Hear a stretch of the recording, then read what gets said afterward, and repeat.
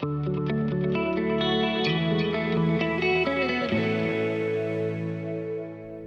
to Dragonian, your podcast for news and updates in Hong Kong and Taiwan.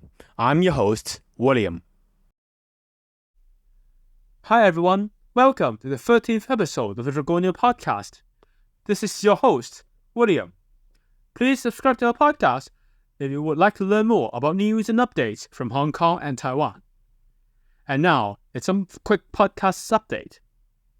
First, news topics that top stories last week will continually be discussed. However, if there are any quick updates that happened within this week, they will also be discussed, albeit in a very short manner, which also acts as a continuation of news stories and topics that had top headlines last week. Furthermore, a new logo will be reviewed and used next week as a part of our effort to refresh our visuals so as to becoming more appealing to potential listeners. So now, let's get back to different topics within Hong Kong and Taiwan. So, in the first part of the episode about Hong Kong, we will be discussing the policy address, the district council election updates, and the APEC summit. So first is about the policy address. So John Lee, the chief executive, announced as part of this year's policy address on October and last Wednesday. Among all the new initiatives and new things that he plans to release, there are some that particularly interest people. First is about a subsidy or a grant for newborn babies. As discussed in the podcast multiple times, the birth rate within Hong Kong has been steadily declining since 2010s, with the decline increasing sharply within these 3 years after the imposition of the national security law, which drops from 2020's 1.1 something to now 0.7. As a result, the government is now trying to plan or trying to attract couples of having babies and kids so as to so-called fix Hong Kong's steep decline of its birth rate. And in here, the government has planned to provide 20,000 Hong Kong dollars, approximately $2,200 for newborn parents. The government has used this as a means to try to fix or try to provide any new initiatives for couples to have kids. However, probably the discussions will go a bit later, but this is one of the quite major policy changes. Secondly, this is about an immigration change. As the government has now used different schemes to attract so-called high-end workers, or in Cantonese 高才通, or in Chinese 高才通, it has been steadily relaxing the restrictions on different origins or countries of origins, different countries of its nationalities, the schools that they attend, which qualifies to be as a so-called high-end staff or high-end worker scheme, import scheme, and at the same time age as well. However, in this case, or in this year's announcement, or in this year's policy address, it has announced a relaxation of such restrictions that bars people from some ASEAN countries from applying, and this includes Laos, Vietnam, and Nepal. So as a result, the government would now be able to so-called approve different high-end workers to coming into Hong Kong and seek having a work permit, and at the same time having a family as well to migrate to Hong Kong and to find work and jobs and etc. However, this actually was directly contradicts to previous immigration policies, which the government would be so-called limiting those nationals from those countries from entering Hong Kong freely.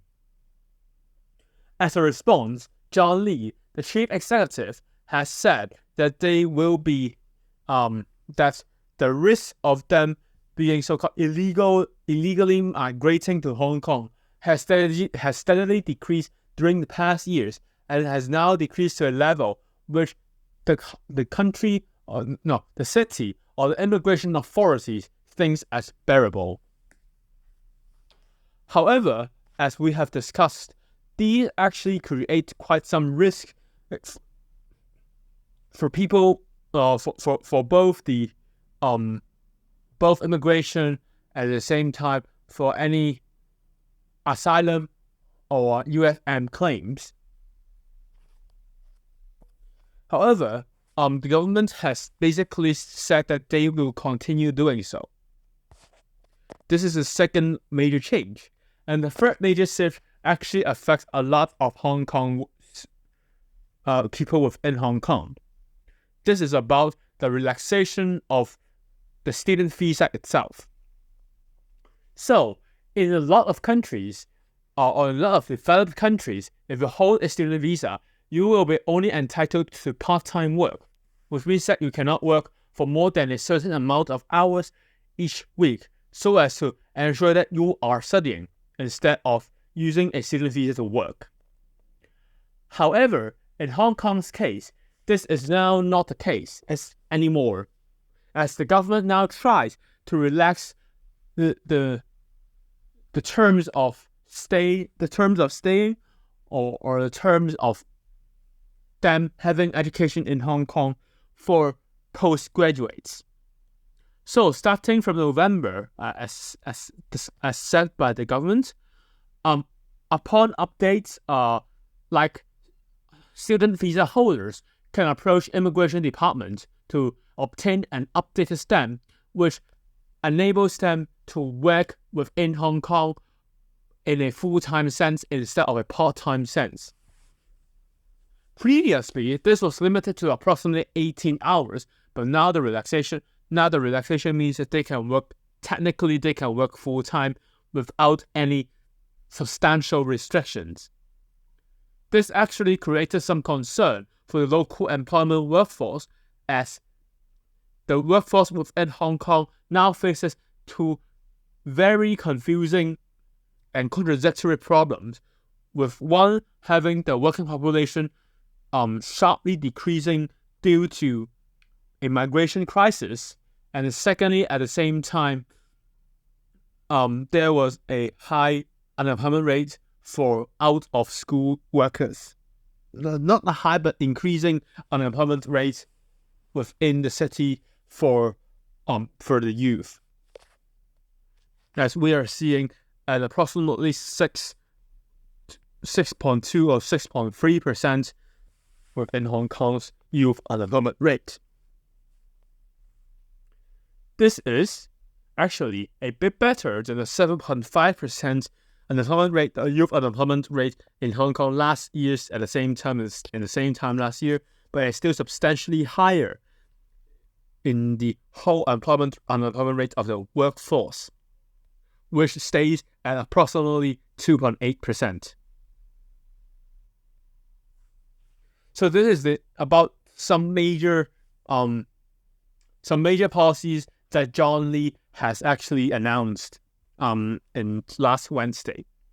In fact, in this year's policy address, it's the whole policy address, or the whole announcement of the policy address not only includes a lot of local policies, but also attempts of integrating Hong Kong's economy to both the Greater Bay Area's economy and the economy within China. But this is actually not directly related to Hong Kong, so it's not discussed. Furthermore, this year's policy address is technically the longest of all, which stands at approximately 3 hours. And now is about a bit personal comments or whatever for this whole policy address saga. So for the wholehearted just announcements, basically it did not actually resolve the underlying problems within Hong Kong.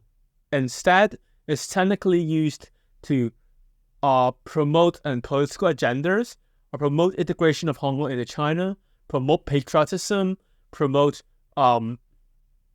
irrational patriotism. It's not rational at all, and at the same time, so-called putting national security at its forefront. And as I've said, national security itself is now back to elections. So, as announced by the government, the district council's election will take place late this year's in 10th of December. And nomination period actually ended on Monday. And in the last week, it was all about people announcing their intention to run, but unfortunately unable to run due to them being barred from running itself from the nomination process. So, normally, you would need to, the ways for you to run for district councils is to obtain signatures or to obtain consensus for approximately 100 constituent members, like voters. However, since last year's amendment of the ways for how these laws are created, basically they had technically barred pro-democratic parties from running by setting up very high bars. And as a result, in this year's district council elections, no pro-democratic groups had been able to obtain a meaningful amount of nominations so as to be nominated. And for this district council's election process, it has actually a technical hard limit on how many seats or how many people can run by technically having a very limited amount of nominees, approximately 400 to 600, instead of previously basically anyone can nominate. Furthermore, even pro-establishment groups fail to secure some of the nominations or some of the requirements for nomination. Round table in Cantonese 實政圓桌 實政圓桌 is a pro-establishment party that has representation in the Legislative Council by Michael Tian. Furthermore, at that time, he actually tried to secure nominations for his fellow party members, which requiring them to reach people that actually technically be unreachable, while at the same time they are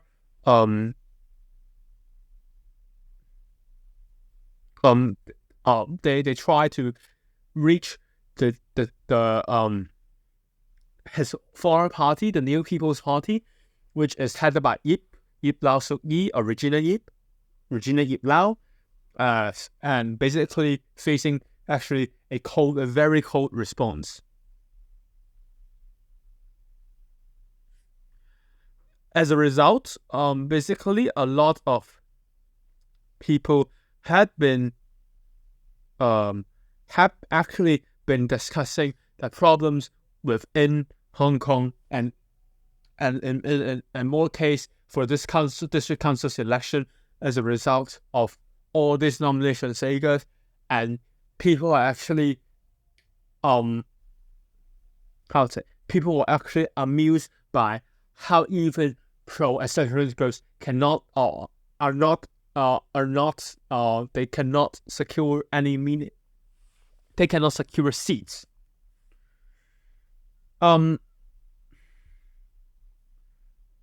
Furthermore, in this year's district council elections, basically as discussed in the past weeks and months, it had technically broke any pledges, and it actually basically broke the idea of pro-democracy groups being able to get represented after all the national security law updates. And in the Legislative Council itself, exactly there are technically no pro-democracy Legislative Council members. This means that basically people can say 30 years since 1991, 32 years of a strive to democracy or democracy movement in Hong Kong is technically going to a dead end. Thirdly, is about a quick update on the whole APEC summit saga. As the government, the Hong Kong's government has failed to secure or failed to work for next year's, for next month's APEC summit for its chief executive's participation. So APEC itself is an Asia Pacific Economic Cooperation. It's an economic cooperation. It's an economic cooperation. It's an economic cooperative body so as to promote trade liberalization within the bloc. Normally, it will not discuss a lot of political matters, or at the same time, it's more about the economy and things related to the economy. And in these cases, or in this year it is actually John's second year of participation of the APEC summit. However, as this year's summit is hosted in the United States, he is actually unable to, or he cannot secure an invitation as he is actually being sanctioned by the Hong Kong Democracy Act or the Hong Kong Normalization Act within Hong Kong, within the United States that passed in 2019 and 2020. So the government has actually been denouncing the United States efforts or denouncing the United States stance not to invite John Lee to the whole summit. And at the same time, it also stated that John or the Hong Kong government can act. They still will invite people or still invite officials from Hong Kong, but just not John Lee or anyone being sanctioned. Which basically the Hong Kong's government denounced all these intentions or so-called maltensions by the United States to curb Hong Kong's participation in this regional bloc. As a result, in the updates in Tuesday, basically before recording, John has stated that he will be unable to attend the APEC summit because of schedules. But basically, everyone knew that it's just a very bad idea of considering the real reason why he is not invited. As a result, his participation was also denounced by the former United States ambassador to Hong Kong. So these furthermore, basically everyone, basically local news are also denouncing this. They're not denouncing this, but local satirical pro-democracy news outlets had been saying that, basically pro-democracy groups cannot participate in this year's District Council election campaign because of schedules, just as to mock John Lee's intention to downplay the whole problems within his inability to secure an invitation from the United States. And these are anything that is about Hong Kong last week, or very topics within Hong Kong last week. So secondly, we will be discussing news and updates from Taiwan. So in this part of the episode, we will be discussing a current legislature ending his bid because of cheating allegations, some more updates to presidential elections in 2024, how war in the Middle East affects regional safety in Taiwan, and participation of Taiwan in the APEC summit. So first, we'll be discussing the last participation of Taiwan in the APEC summit.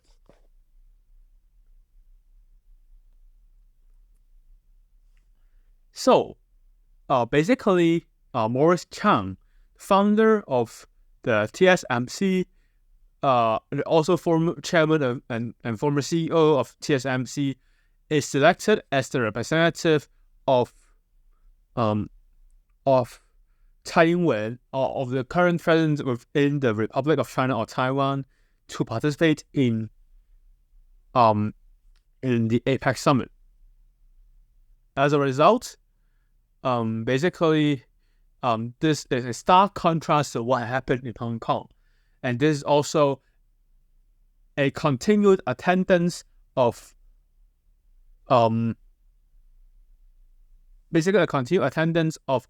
Taiwan's participation to the APEC Council, or to the APEC.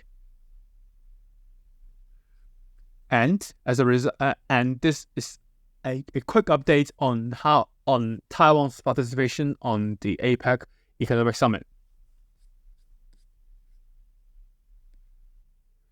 So now is about the second news. This is more about a legislator quitting his election bid because of cheating allegations.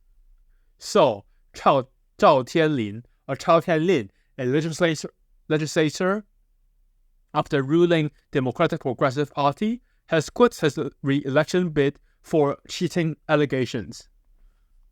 So, a cheating allegations against him appears last Monday night, and out of nowhere, which accused his previous act of cheating against his wife before the pandemic.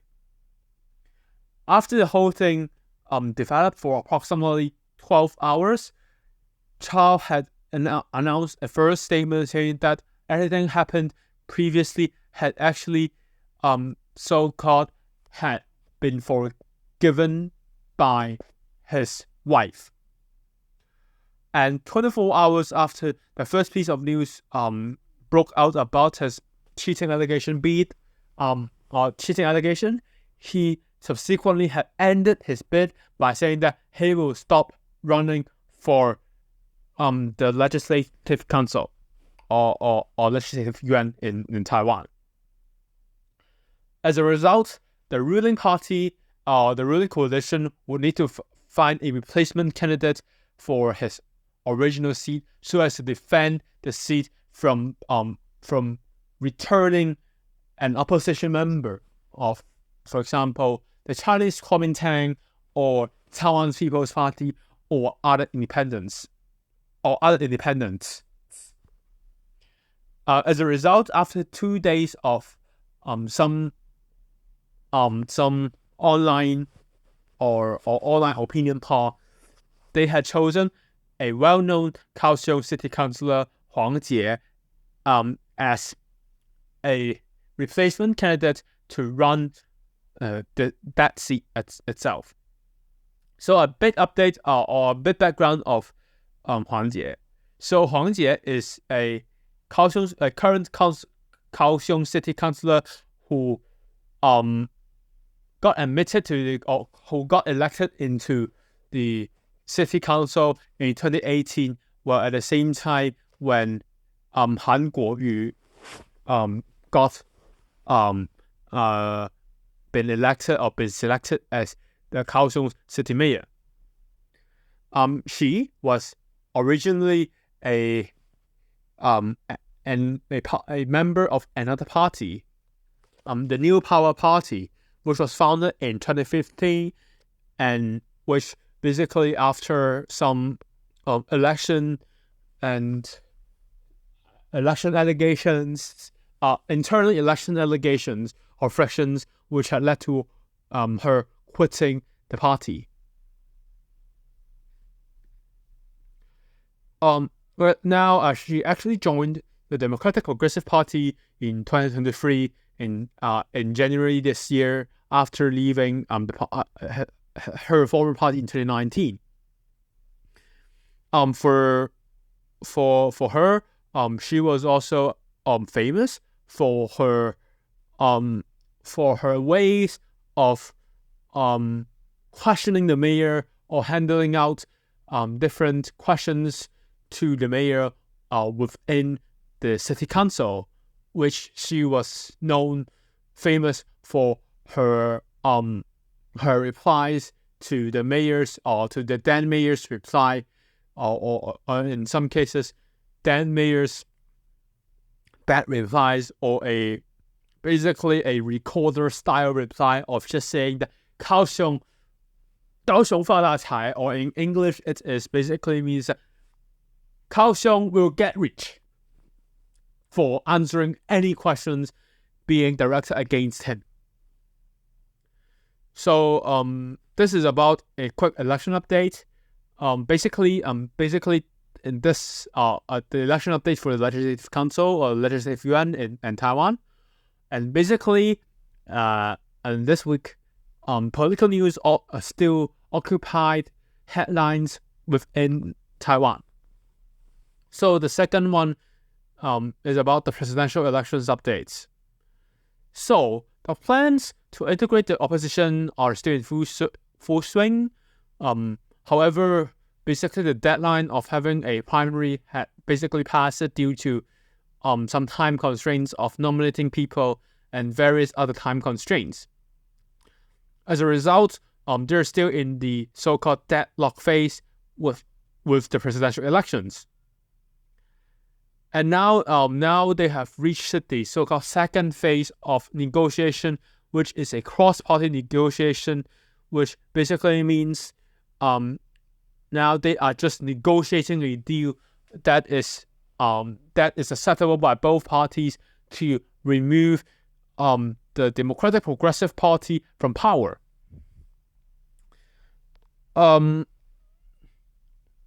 However, within this whole the negotiation, the party leader of the new the Taiwan People's Party, the TPP, led by Ko Wen-je, had actually stating that how he disliked the whole way of so-called removing the Democratic Progressive Party with just any means without considering the future or considering any other reasons. So it is still technically still in deadlock, and it is still in quite a lot of problems within Taiwan. It still didn't mean any meaningful update in Taiwan. So this is the second update of this episode, and or this part of the episode, and the third one will be about Terry Go's Foxconn being continually scrutinized by China. So Terry Go, the leader of the founder and the CEO of the Foxconn and Honghai, continued facing increased scrutiny from China as he now tries to go through a so-called public nomination process to secure his name on the ballot paper next year.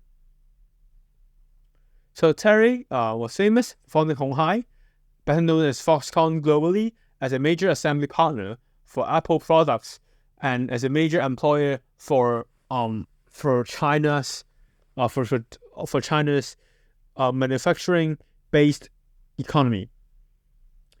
So he continued facing various concerns for his company that he founded, while at the same time he's also facing increased pressure from the opposition integration of the opposition within the two parties, as he was unable to force a party primary before switching sides to run as an independent member to next year's ballot paper. So we are all seeing that basically for Taiwan's update, we are actually seeing quite a lot of so-called bad updates or so-called people just using any way to, they're not using a way not what normal elections should do, but basically they are using by all means, they are trying to make their opposition in the worst place by not improving their own position, such as like providing a good election platform, etc., but only by denouncing other candidates. So yeah, so this is the result. So now is about the last topic about Hamas, Israel, and Taiwan. So after the October 7th Hamas incursion to Israel, Israel basically got invaded, and everyone had different responses across the globe, across China, across various developed societies, across Russia, Ukraine, etc. However, the response in China was actually quite muted, as China was seen as a supplier of weapon parts, especially parts that can be turned to weapons to so-called